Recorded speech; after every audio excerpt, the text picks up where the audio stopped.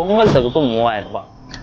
இவங்களால பணம், அதுக்கப்புறம் இலவசம் சொல்லக்கூடிய இலவசம்னு சொல்லுவாங்க. பொங்கல் தொகுப்பு 3000 ரூபாய். இந்த பணம், இலவசம் இதை தாண்டி இவங்களோட ஆட்சியில் ஒரு புதுசாக ஒரு வேலிடான ஒரு திட்டம் வந்திருக்கா? எனக்கு தெரிஞ்சு நிறைய திட்டம் வந்துட்டுருந்துச்சு. ஆனால் அந்த திட்டம் பெருசாக சக்ஸஸ் ஆன மாதிரி எனக்கு ஃபீல் ஆகலை.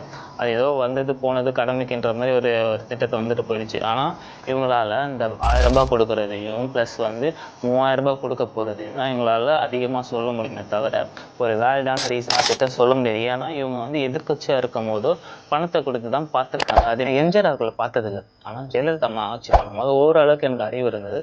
அந்த டைமில் நான் நிறைய விஷயங்களை நோட் பண்ணியிருக்கேன். என்னன்னா அவங்க செய்யற ஒரு சில விஷயங்கள், அதாவது மாடு கொடுக்கறதுலேருந்து, ஆடுகள் கொடுக்கறதுலேருந்து, சைக்கிள் கொடுக்கறதுலேருந்து, லேப்டாப் மடிகணினி கொடுக்கறதுலேருந்து இந்த மாதிரி விஷயங்கள்லாம் பண்ணியிருக்காங்க. இந்த விஷயங்களை கொஞ்சம் நோட் பண்ணி பார்த்தீங்கன்னா மக்களுக்கான ஒரு இன்கம் கொடுக்குற சோர்ஸாக இருக்கும். ஏன் தெரியுமா?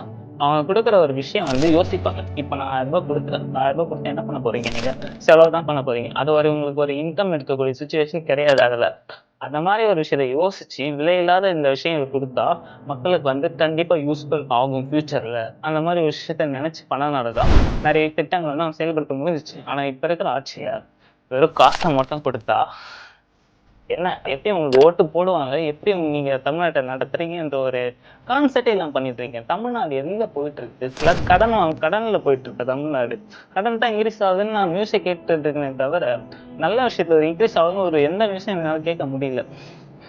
இதை சொல்லணும்னு சொல்லிட்டேன்.